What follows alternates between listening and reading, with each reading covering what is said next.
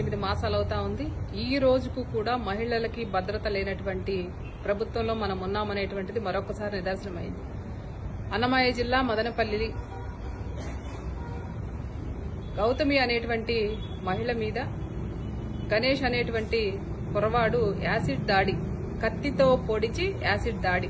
నిజంగా ఎంత బాధాకరం అంటే ఈయన ఎవరో కాదు, మళ్ళీ కదిరి ఎమ్మెల్యే గారి తాలూకు అనేటువంటి చెప్పుకునేటువంటి మనిషి కొడుకు ఈ గణేష్ అనేటువంటి వ్యక్తి. పెళ్లి పీటలు ఎక్కాల్సినటువంటి ఆ అమ్మాయిని ఈ రోజున హాస్పిటల్లో బెడ్ మీద పడేసినటువంటి వ్యక్తికి టీడీపీ కూటమి అనేటువంటి ఒక ప్రభుత్వం అండ చూసుకొని ఈ రోజు రెచ్చిపోతా ఉన్నారంటే మహిళలకి ఎక్కడ న్యాయం జరుగుతా ఉంది అనేటువంటిది మా యొక్క ప్రశ్న. ఈ రోజు హోమ్ మినిస్టర్ గారు ఎక్కడికి వెళ్లిపోయారు? అలాగే మహిళలకి రక్షణ కనిపిస్తాననేటువంటి కూటమి ప్రభుత్వంలో పెద్దలందరూ ఏమయ్యారు?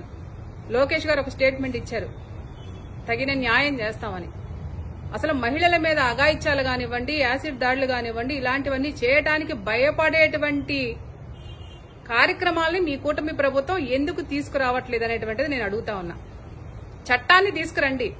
మహిళల మీద దాడి చేయాలన్నా, మహిళల్ని ఇబ్బంది పెట్టాలన్నా భయపడే విధంగా కఠినమైనటువంటి చట్టం అనేటువంటిది ఉంటే భయపడతారు.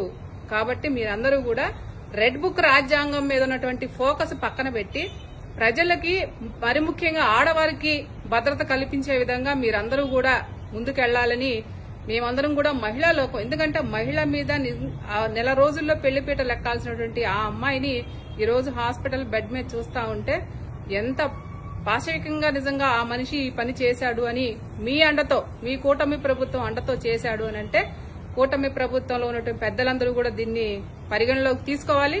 ఆ అమ్మాయికి న్యాయం చేయాలి. న్యాయం చేయలేనటువంటి పక్షంలో మహిళా శక్తి ఏకమై మీ కూటమి ప్రభుత్వానికి బుద్ధి చెప్తుందని కూడా తెలియజేసుకుంటా ఉన్నాం.